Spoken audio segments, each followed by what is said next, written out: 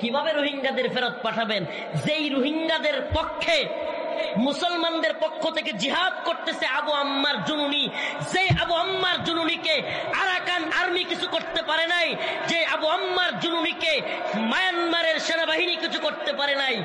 বাংলাদেশে রোহিঙ্গাদেরকে জিহাদের জন্য তৈরি করতে চাইছিল, আপনারা বাংলাদেশে আমেরিকার কথা শুই না তারা জেলখানায় বইরা রাখছেন। তাইলে রোহিঙ্গাদের সমস্যার সমাধান হবে কিভাবে? কথা মনে হয় বুঝেন নাই। আরে আমাদের বক্তব্য একটু ভিন্নই হবে। আবু আম্মার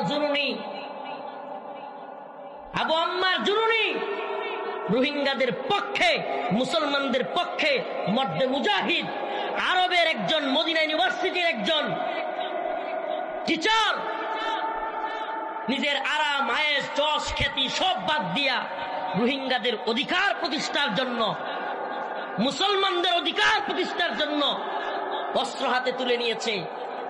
৭১ নিজের দেশের পক্ষে যুদ্ধ করবার কারণে মানুষ স্বাধীনতা পক্ষে থাকবার কারণে সে মুক্তিযোদ্ধা, আর রোহিঙ্গাদের পক্ষে, মুসলমানদের পক্ষে যুদ্ধ করার কারণে আবু আম্মার জুনুনি হয়ে গেছে জঙ্গি সন্ত্রাসী।